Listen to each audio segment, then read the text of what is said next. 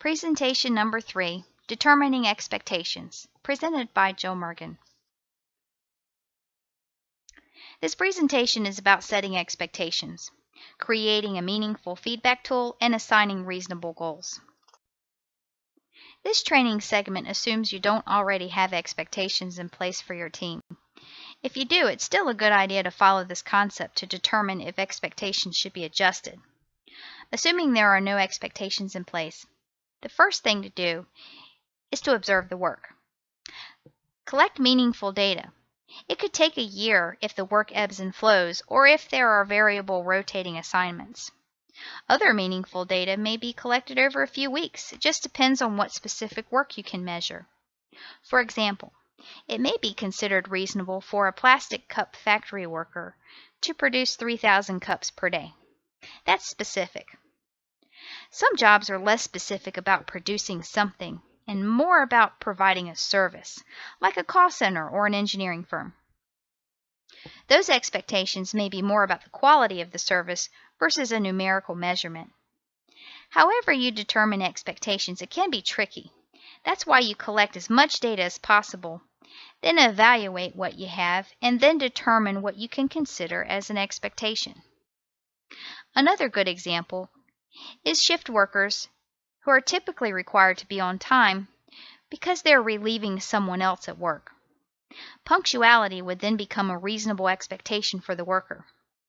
While that is a simple example, begin to put your list together of all the shared and reasonable expectations of the duties for your team. Reasonable is another way of saying everyone on the team should be able to meet the expectation. Once you have a list, break them out into specific narratives in a draft form so management can review.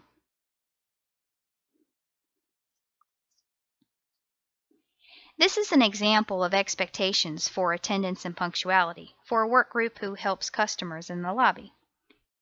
It may seem lengthy, but you want to include a complete concept and cover all bases in case you are having to deal with a situation where a certain aspect of the expectation is not being met. You must be expressly clear of what is expected, and employees must be made aware of these expectations and periodically informed with how they are meeting or not meeting the expectation. I will get into providing feedback in the next presentation. When you have your list of expectations, prepare a complete feedback document. This can be called a performance review, an annual evaluation, etc. During the next few slides, I will show examples of the specific feedback. This example shows how to take the expectation, which is at the top, and provide specific and meaningful feedback. With the expectation clearly stated, give a resulting score or assigned ranking such as solid performance, as shown here in the middle, and provide example sentences on what was observed and what led to that score. This example shows how to provide specific behavior for a needs improvement ranking. Note the specific comments listed to indicate why needs improvement was assigned.